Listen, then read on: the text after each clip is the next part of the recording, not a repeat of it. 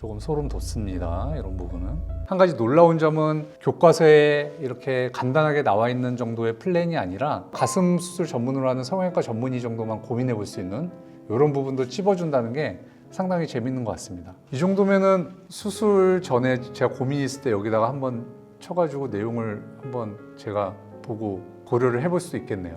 레퍼런스도 좀 삼을 수 있을 정도로 상당히 좀 훌륭한 계획을 잡아오는 것 같습니다. 인간 시대의 끝이 도래했다.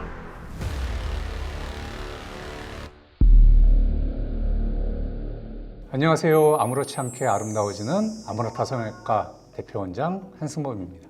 오늘은 조금 특별한 주제를 준비했습니다. 바로 챗GPT와 가슴 성형 수술 접근 방식 비교입니다. 요즘 AI가 의료 관련 질문에도 꽤 그럴듯하게 답을 한다고들 하죠. 그렇다면 실제 수술 현장에서 AI가 제시하는 일반적인 가이드라인과 그리고 전문의인 제가 실제 어떻게 판단하는지 비슷한지 비교해보는 시간을 가져볼 건데요. 이번 영상에서는 가상의 환자 몇 가지 상황을 설정해두고 제가 실제로 어떻게 접근하는지, 챗GPT는 어떠한 답을 내놓는지 나란히 한번 비교해보겠습니다. 오늘 영상은 GPT가 맞다, 틀리다 따지는 게 아니라 AI가 알려주는 일반적인 가이드라인과 사람과 어떻게 다른지 그 차이를 이해하는 데 초점을 두고 있습니다. 그럼 시작해보겠습니다.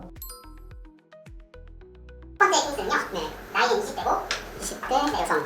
키는 한 165 정도에 키는 165에 한 47kg 정도 체중이 되고요. 현재 컵수는 A컵인데 B컵이 되고 싶어서 수술을 이제 상담하러 온 거고 직업은 사무직이고 피랑 절개 부위는 가슴 밑점으로 해서 수술을 원하시고 현재 불만 사항은 사이즈가 작아서 불만이 크고 가슴도 비대칭이어서 불만이 많다는 거고요. 이번 수술하는 것 좀 티도 시간이 났으면 좋겠고 그냥 또 비대칭도 좀 맞았으면 좋겠다 라고 해서 하는 케이스거든요.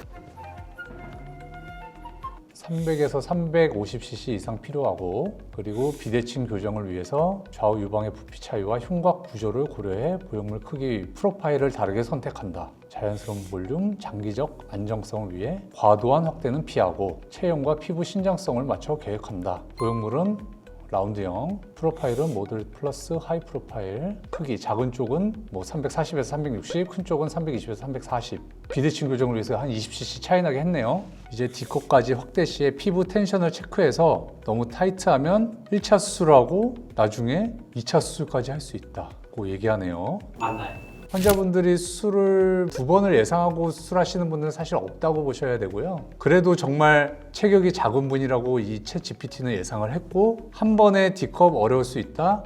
2번에 나눠서 스테이지드 오퍼레이션이라고 하는데 한 번 더 단계를 거쳐서 하는 수술까지도 플랜을 잡네요. 조금 소름 돋습니다. 이런 부분은. 1주 내 일상 복귀 가능하고 무건 활동 4에서 6주 제한, 항생제 투여, 압박밴드, 스포츠 브라 착용 전환까지 수술 후 플랜까지도 잡아주네요. 최종 요약을 한번 읽어보겠습니다. 마른 체형이므로 과도한 확대는 부자연스러울 수 있어. 320에서 360 정도 실리콘 라운드 보형물을 듀얼 플레인 이중평면으로 밑선 절개 접근하여 삽입한다. 좌우는 20cc 정도 차등 적용해서 비대칭을 교정하고 결과적으로 D컵에 가까운 사이즈와 자연스러운 볼륨 균형을 달성하는 계획을 세웠다고 하는데 처음에 잡아주신 이 플랜 자체가 좀 일반적으로 한국에 많은 10분 정도 상담하면 한 4, 5분 정도가 이렇게 말씀하시고 이런 조건인 것 같아요. 거기에 맞게 상당히 좀 일반적으로 얘기는 하고 있는데 한 가지 놀라운 점은 교과서에 이렇게 간단하게 나와 있는 정도의 플랜이 아니라 수술 후에 어떻게 후관리 같은 부분 그리고 사이즈가 한 번에 D컵이 달성이 안 될 수 있기 때문에 단계적으로 수술을 할 수 있다. 이렇게 가슴 수술 전문으로 하는 성형외과 전문의 정도만 고민해 볼 수 있는 이런 부분도 찝어준다는 게 상당히 재밌는 것 같습니다. 혹시 원장님이라면 혹시 다른 플랜으로 혹시 하실 수도 있나요? 키가 165에 47kg면 아주 마르신 분은 아닙니다. 그리고 이렇게 큰 사이즈 원하시는 분들 최근에 또 되게 많아요. 그런 경우에는 수술을 아무리 잘하고 신경 써서 하더라도 큰 보형물이 들어가기 때문에 좀 부자연스러워요. 특히나 보형물이 끝나는 부분에서 몸으로 이행되는 부분에는 이렇게 각이 좀 생기는 경우가 많기 때문에 저는 그 각을 줄여줄 수 있는 지방이식이나 이런 거를 많이 고려해 볼 것 같습니다. 나이는 40대고요. 키 170에 몸무게는 75에 체격이 있으신 편입니다. 어르신을 권해놨고 현재 컵수는 B컵인데 꽉찬 D컵 이상을 원하시고요. 10년 전에 확대 수술을 하신 경험이 있고 10년 전에 넣었던 보형물이 아직 있나 보죠? 네. 키만 절개 부위는 상관이 없다고 그러고요. 살이 쪄서 가슴 사이즈가 작게 느껴져서 체격에 맞는 꽉찬 D컵 이상을 원하시는 거죠. 상체 볼륨이 더 있어야 조화롭다. 현재 B컵, 과거 확대 수술. 체격에 맞는 꽉 찬 D컵, 절개 부위는 무관. 기존 보형물을 제거하고 교체, 캡슐 상태에 따라서 부분 절제 혹은 캡슐 제거술 동반. 꽉 찬 D컵 이상, 체격을 고려하면 450에서 500cc 이상 필요하다. 피부 유방 조직 여유를 고려한 안정적인 확대. 처진 정도 있으면 리프팅 동반 고려. 그래서 보형물은 가슴폭이 넓은 편이라면 베이스 윗가 넓은 것이 핵심이 되겠다. 450에서 500cc. 와, 원래 흉터를 따라서 수술할 수 있다고 얘기하고 있습니다. 맞나요? 맞고요. 이거는 경험이 있어야지 알 수 있어요. 이거는 다시 재수술할 때 새로운 절개선을 여시는 분들도 있는데, 가슴 수술 많이 하신 분들은 원래 있던 흉터를 최대한 활용해서 수술하시는 게 환자분을 위해서 많이 좋거든요. 그런 부분도 잡아내고 있네요. 포켓 위치는 챗GPT가 보기에 살집이 많으시고 조직이 충분하니까 서브 패시알도 추천을 해주고 있습니다. 참 놀랍네요.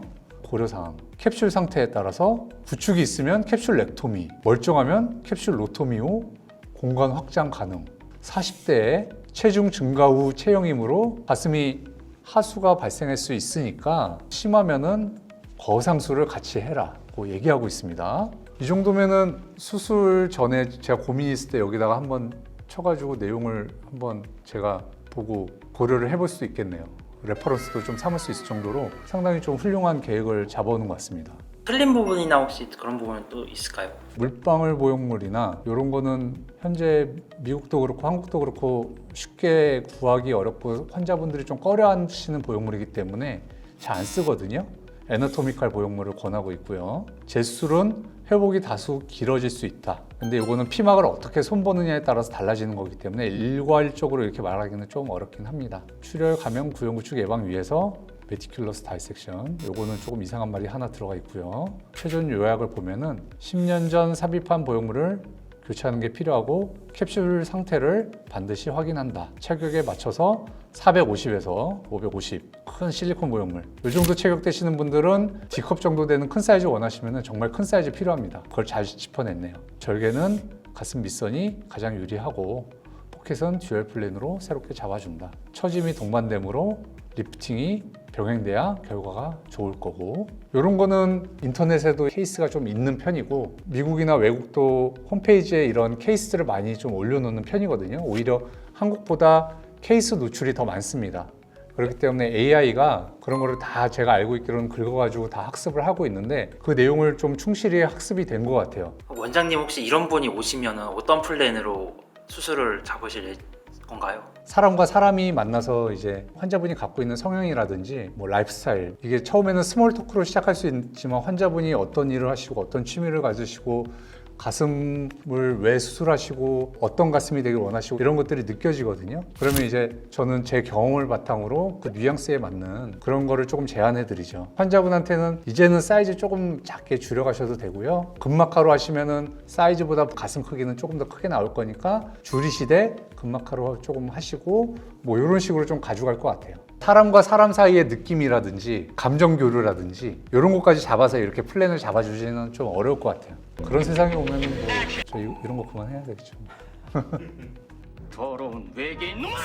오늘 영상에서 정리해보면 먼저 GPT나 AI는 빠르게 정보를 확인하고 기본적인 가이드라인을 제공하는 데는 상당히 분명한 장점이 있습니다. 하지만 환자 한 분 한 분을 체험하고 흉곽 구조를 보고 피부 상태를 보고 환자분의 미세한 감정이라든지 삶이라든지 그리고 풍겨오는 뉘앙스라든지 이러한 세밀한 부분까지 GPT가 그것을 잡아내서 의견을 말해주는 것 같진 않아요. 결국 환자분이 이런 세밀한 부분까지 만족스럽고 자연스러운 결과를 얻기 위해서는 경험이 있는 전문의 그리고 그 경험에 따른 판단과 이런 부분들이 반드시 필요하다는 것이 저의 결론인 것 같습니다. 이번 영상을 통해서 GPT와 인간 전문의의 차이를 조금 이해할 수 있는 과정이 되었을 것 같고요. 앞으로도 이런 다양한 정보를 통해서 여러분들한테 재밌고 유익한 콘텐츠 계속 전달해 드리도록 하겠습니다.